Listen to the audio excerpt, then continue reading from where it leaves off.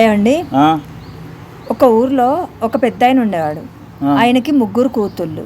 ఆ 3 కూతుర్లకు కూడా వివిధ రాష్ట్రాల నుంచి అల్లుళ్ళని తీసుకొచ్చుకున్నాడు అనమాట. ఒకరు పంజాబు, ఒకరు రాజస్థాను, ఒకరు మన తెలుగు వాళ్ళు. అయితే ఆ ఉన్న ఆస్తిని మొత్తం ఆ 3 అల్లుళ్ళకు పంచేసిండు.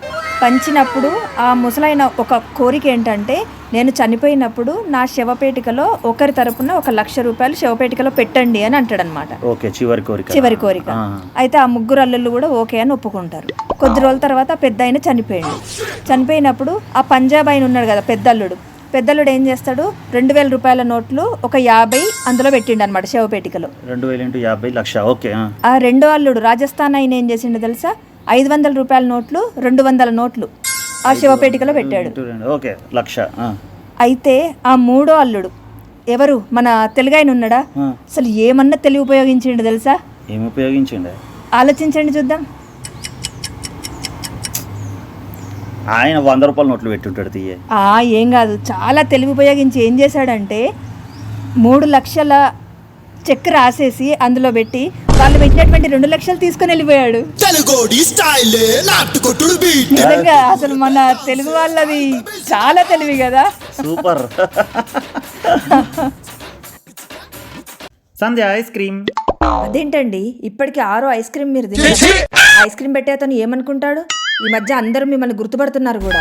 ఆయన నా గురించి ఏమనుకోడే, ఎందుకంటే అప్పుడు నువ్వు నీ పేరు చెప్పి తీసుకొస్తున్నా కదా, అదే అంటున్నాడు. సంధ్య మేడం కా అంటున్నాడు.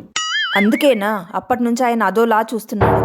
ఎందుకండి మీరు తినుకుంటా నన్ను బుక్ చేస్తారు? ఛీ.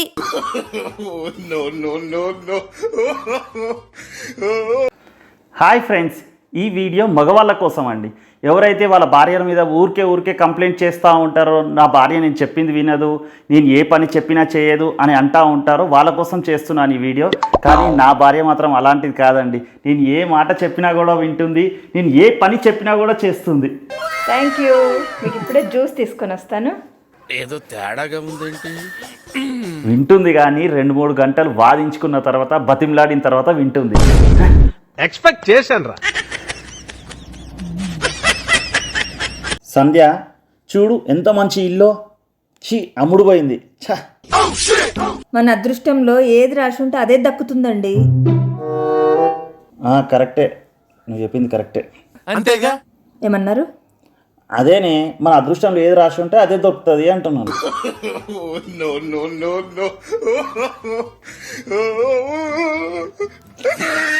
ప్లీజ్ సబ్స్క్రైబ్ చేసుకోండి.